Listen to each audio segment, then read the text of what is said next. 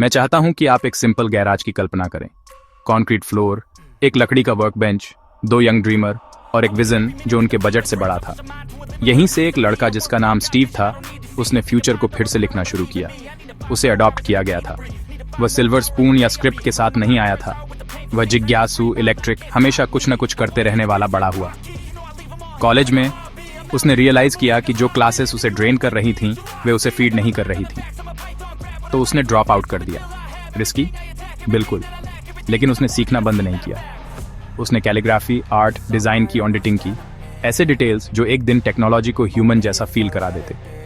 उस गैराज पर वापस आते हैं। स्टीव वोजनियाक के साथ उसने पहला एप्पल बनाया, किसी स्काईस्क्रैपर लैब में नहीं, एक तंग जगह में, उधार के पार्ट्स और अटूट विश्वास के साथ।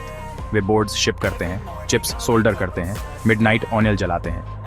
फिर बूम, एप्पल डी, मैकिंटॉश, एक कंप्यूटर जो ओनन करने पर मुस्कुराता था। भीड़ ने चीयर किया, दुनिया ने नोटिस किया। और फिर ट्विस्ट, 1985, जिस कंपनी को उसने बनाने में हेल्प की थी, उसने उसे निकाल दिया। उस वेट की कल्पना करें। हेडलाइंस, ह्यूमिलिएशन, तालियों के बाद की चुप्पी। ज्यादातर लोग हार मान लेते। उसने रीबूट किया। उसने नेक्स्ट की स्थापना की, कल को शेप देने वाले माइंड्स के लिए स्लीक, पावरफुल मशीनें।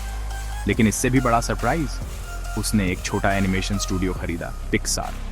जबकि दूसरे फ्रेम्स के पीछे भाग रहे थे, वह फीलिंग्स के पीछे भागा।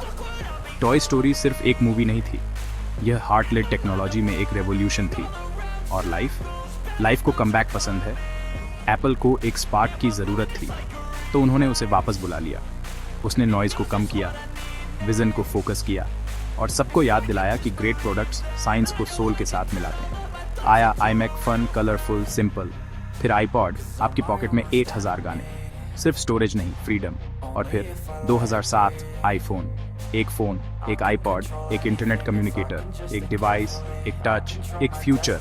अचानक दुनिया आपके हाथ में समा गई और हमने इसे कभी नीचे नहीं रखा। यहाँ मैंने उसकी जर्नी से क्या सीखा। शुरू करने के लिए आपको परमिशन की जरूरत नहीं है। आपके डिटोर्स आपकी डिजाइन लैंग्वेज बन सकते हैं। फायर होना वह आग हो सकती है जिसकी आपको जरूरत है। फोकस फ्रेंजी से बेहतर है। सिंप्लिसिटी एक सुपर पावर है।